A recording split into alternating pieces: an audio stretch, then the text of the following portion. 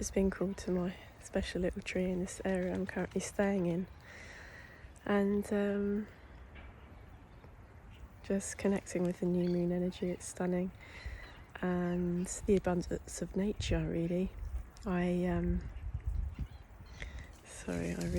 love willow trees. I kind of get very tactile with trees, as I've said, but I think I just wanted to say, I guess maybe it's the comparison thing, but really trusting our gut and trusting our intuition when we get called to wellness and health practices that we feel are of benefit to us.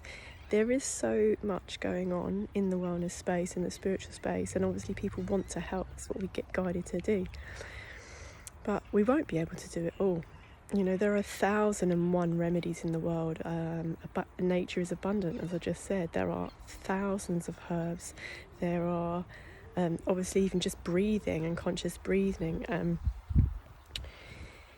can help us help out regulate our emotions, can help us connect deeper with spirit and deeper with the messages that we get internally, or misalignments in the body because we're breathing life force. And so I think this is just maybe a little message about not overdoing it.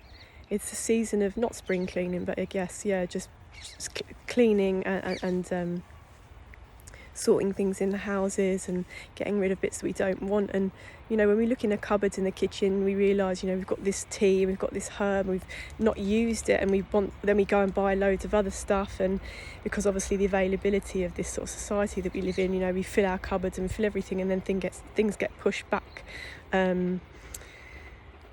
into cupboards and shelves, and we don't see them because we're getting something else. And I think I just want to say that it's really useful to tidy up, and cleanliness is godliness. And although it might be difficult for some of us to maintain these practices, if that is the intention, then we know that we are on a better path for ourselves. And also these herbs and these things and spices and I don't know, Epsom salts or whatever's been gathering dust in the cupboard. Sometimes we go to see things and we realise actually the properties of that herb or this thing in our cupboard, we've got called to clean it out today, and we find it and it's there, and it's exactly what we need. And so maybe I'm just sharing about following intuition at the minute. And if you feel guided to get rid of stuff and give things to charity or sell bits or use up herbs and things that you have lying around in the cupboard, even rosemary and tea and thyme, simple thyme teas for lungs. And rosemary is beautiful. You can just put a load of that in olive oil and make your own tincture. As I've shown in a little video, and lots of other herbalists. I say other, I'm not a qualified medical herbalist, so this is just medicine woman stuff that's been come through to me, and I love I'm making rose oil with rose petals from the garden and putting that in a carrier oil and leaving that to brew, because for me rose is a very special plant, a very, very special flower, and has many, many healing properties for me. So whatever we get drawn to in nature, whatever practices we get drawn to, like yoga or whatever it is for us, we're not going to be able to do it all. So we need to stop looking at what other people are saying and trying to give advice to everybody. I mean, I guess this channel is a channel of advice, but it's not really. It's my story. I'm just sharing what works for me. And I think we all need to have a list of, within the seasons or wherever we're located in the world, of the 2 or the 3 go-to things. And for me, hibiscus is something that when I don't have it around, it's a tea, it's a herb, it's a plant I miss incredibly, and my system functions beautifully on it. It's not just about, it's a Venusian plant, it's Venus, there's other things, other connections,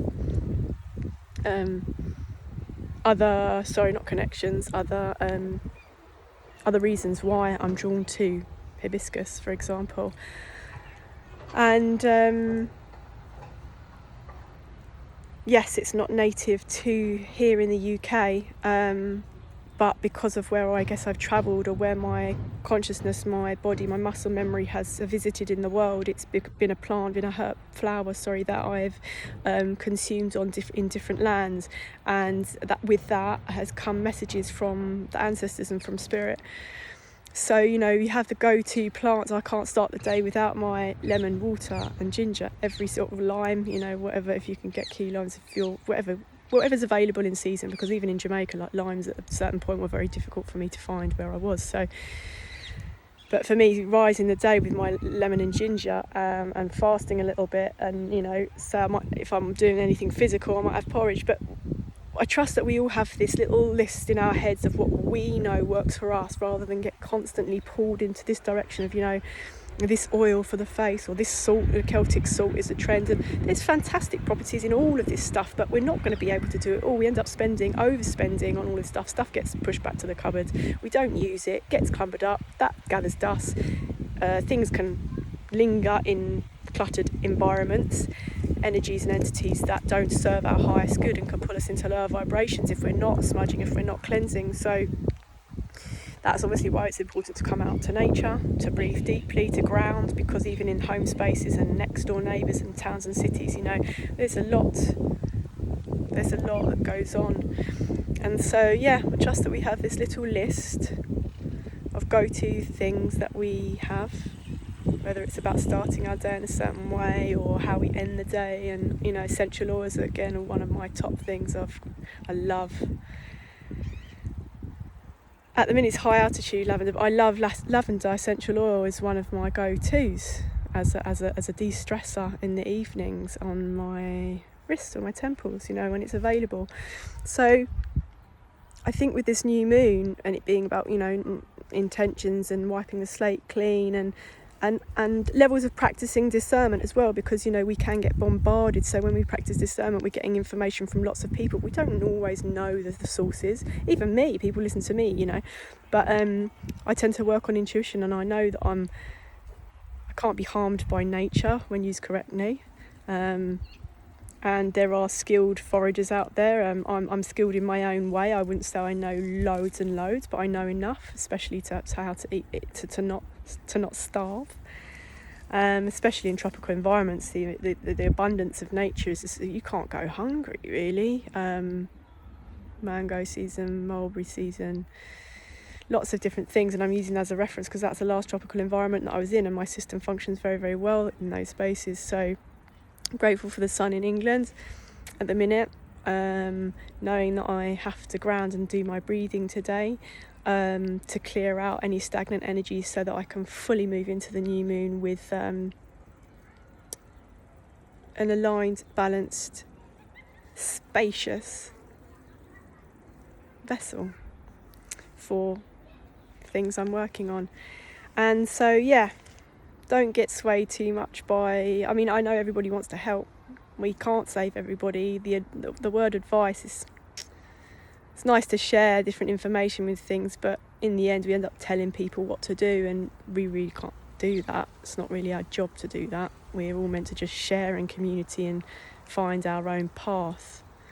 We are our own gurus, and really the more that we delayer, clean up, we'll hear things that we are needed to take. And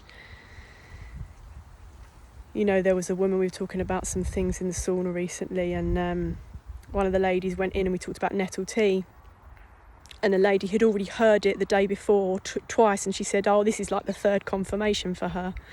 So she was like, right, I need nettle tea in my life, and that was her message. So for me, nettle tea is also is a very powerful herb.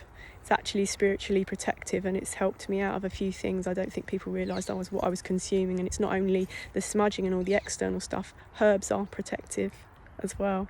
Plant, nature, once you start to consume them in your vessel, you're protected, especially if you work in harmony, if we work in harmony with nature. So